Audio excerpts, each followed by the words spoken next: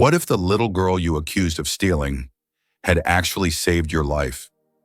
Michael Dawson thought he was doing a good deed, giving a street kid sandwiches and pocket change whenever he saw her on the corner.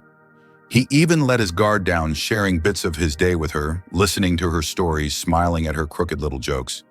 But the moment she slipped his expensive phone from his jacket, everything shattered. Rage replaced kindness. He called her a thief, threw her out of his life. But what if Sophie hadn't stolen the phone out of greed, but out of fear?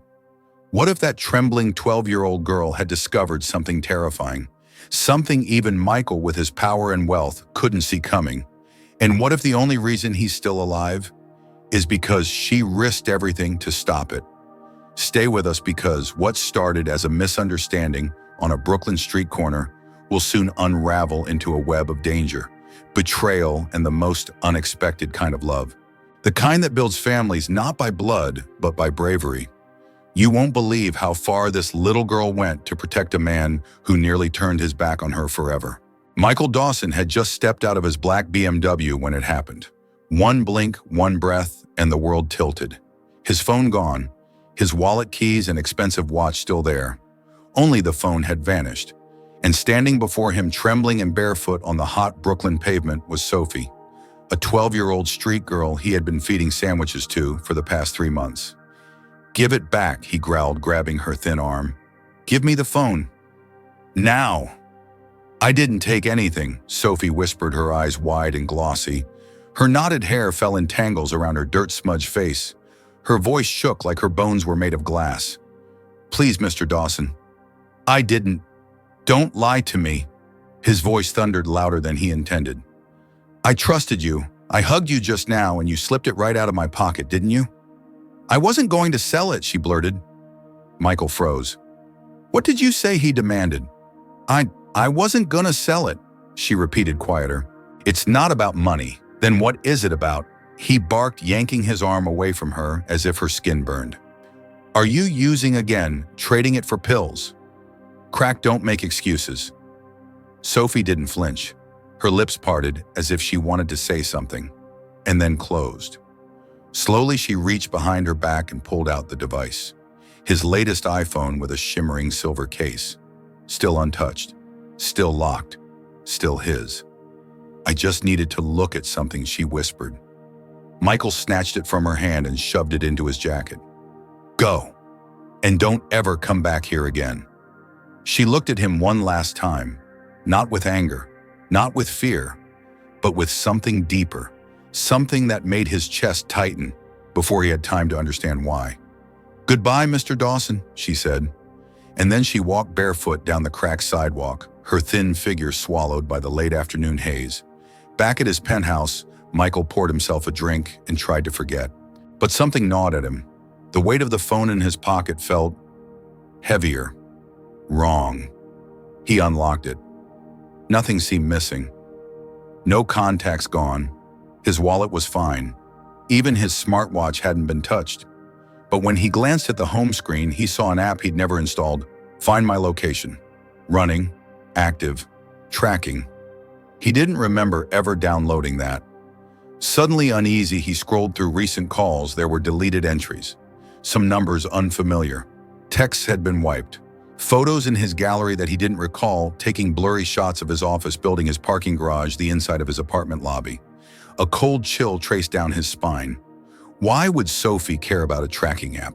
Why steal only the phone and return it untouched? That night's sleep was a stranger. Michael lay in bed replaying every moment he'd spent with her. The way she smiled when he brought her orange juice. How she used to quote books she found in the trash. "Books don't judge," she'd told him once. "They just teach." He had believed she was different. A child with no home, no protection. Someone he could help, maybe even save. But what if he had it all backwards? The next day, his assistant Rachel noticed his distraction. Michael barely touched his coffee. He kept glancing out the window toward the corner of 5th and Lexington, where Sophie used to wait. By afternoon, he couldn't take it anymore. He opened his inbox, and there it was.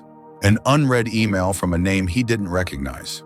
No subject line, just an audio file attached, timestamped the morning before Sophie took the phone. He clicked play. Two voices muffled, distorted adult men. He usually gets in around 9, drives the same road every day, no security detail, and the phone's still active. Yeah, GPS tag working fine. Let's grab him on Friday, isolated corner. No cameras. Michael's blood ran cold. That wasn't a coincidence. That wasn't random. Someone had been planning to kidnap him. He was being watched, followed. His phone was the leash around his neck, and Sophie had tried to cut it off. He stood up so quickly the glass fell from his desk and shattered. She hadn't betrayed him. She had tried to protect him. But now, she was gone.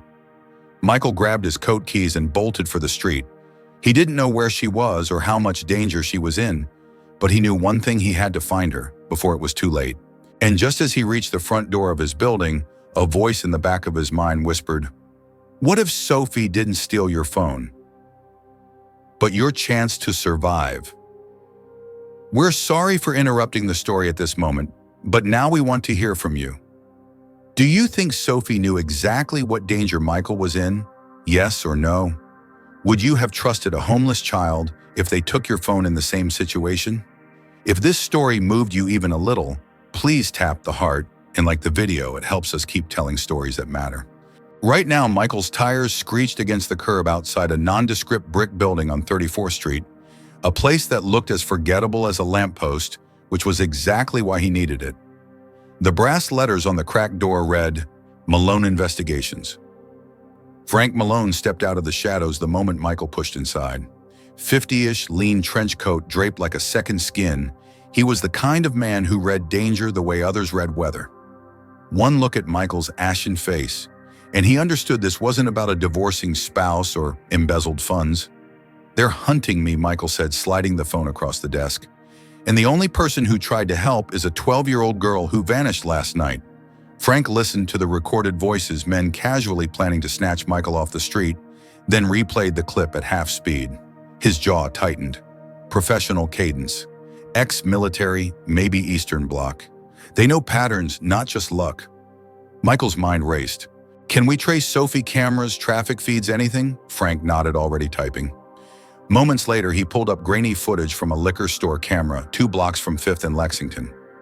Michael's breath caught. Sophie appeared darting across the frame, followed not by one man, but 2, both in black caps, keeping a precise distance. She saw them. She tried to lose them, Frank muttered. Smart kid. The detective traced the pair to Riverside Bridge, where the feed abruptly ended. No more cameras.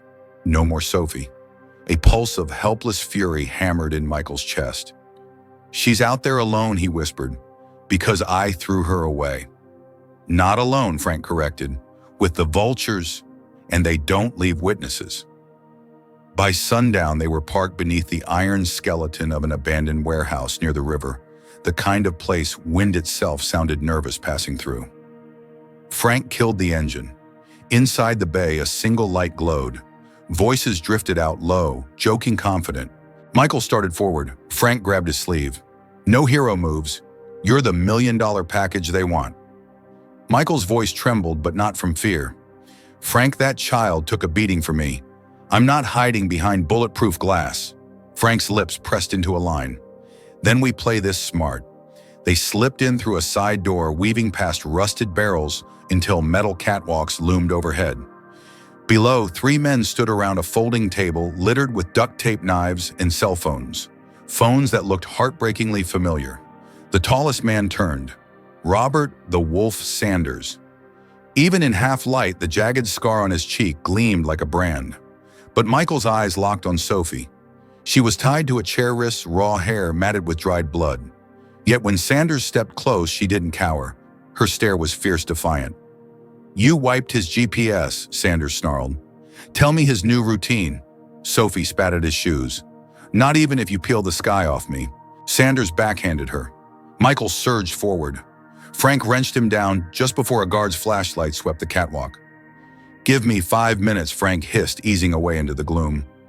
Michael's pulse thundered while he waited, counting heartbeats, tasting copper.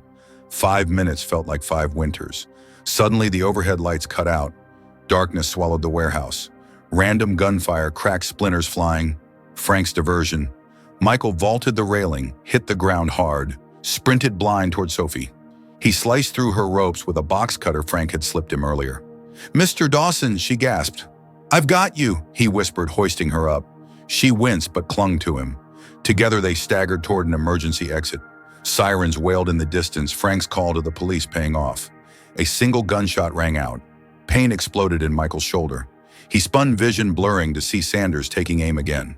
Sophie, breathless, yanked Michael behind a steel beam. Then from the catwalk above, Frank fired once. Sanders collapsed, weapon clattering. The wolf's empire ended with a hollow thud. Police floodlights crashed through broken panes. Officers swarmed. Sophie's knees buckled. Michael scooped her into his good arm, blood seeping through his jacket. On the asphalt outside, paramedics converged. Sophie's lips moved. Michael bent close. "You believed me," she whispered. "I'm sorry I didn't sooner." Her eyes fluttered.